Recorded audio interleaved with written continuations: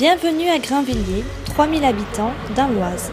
C'est ici que s'est installée la coopérative l'An 2000.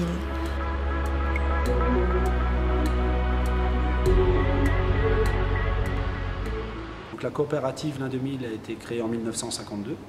Donc, c'est une coopérative qui a maintenant 235 adhérents, 135 adhérents livreurs de paille et 100 adhérents producteurs de semences et producteurs de lin oléagineux. Pour assurer une production de qualité au meilleur prix, les producteurs se sont regroupés en CUMA. Ils partagent 6 arracheuses, 8 presses automotrices et 3 retourneuses. Ces dernières années, c'est l'euphorie au sein de la filière. Le marché asiatique est dynamique. En 2016, la CUMA s'apprête à arracher 1500 hectares et elle devrait réaliser 531 000 € de chiffre d'affaires. Son activité est en plein boom. Comme je disais, depuis 3 ans, on fait une prestation aux personnes qui veulent faire du lin, les nouveaux. Même les anciens, on arrache, on enroule et on retourne. Et ça incite les gens qui sont là autour de la coopérative de semer plus d'hectares. Et puis c'est pour ça qu'on se retrouve avec une CUMA qui grossit de jour en jour, quoi.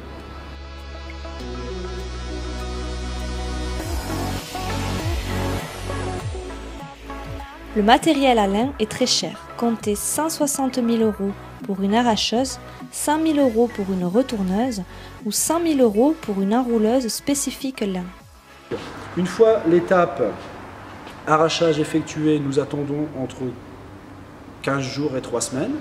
Nous laissons faire l'alternance d'eau et de soleil pour dégrader les ciments qui lient la fibre et la tige.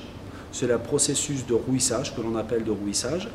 Et après, nous allons donc retourner les lins avec une retourneuse pour pouvoir faire rouir la deuxième face avant de procéder 15 jours plus tard à l'enroulage, la mise en ballot. Et nous, à la coopérative, l'usine fonctionne toute l'année. Donc on a l'approvisionnement de nos adhérents qui nous apportent leur paille de lin via le camion de la coopérative ou les tracteurs, une livraison par leurs propres soins. Et après, nous taillons le lin pour extraire la fibre longue. Les tiges longues sont très recherchées par l'industrie textile en Asie. Les fibres courtes iront vers des filatures de coton ou deviendront du papier à cigarette. Les anas, c'est-à-dire la tige de lin broyée, sont envoyées vers une chaudière biomasse pour alimenter la ville en chaleur. Le producteur, lui, peut espérer une recette entre 1500 et 4500 € par hectare.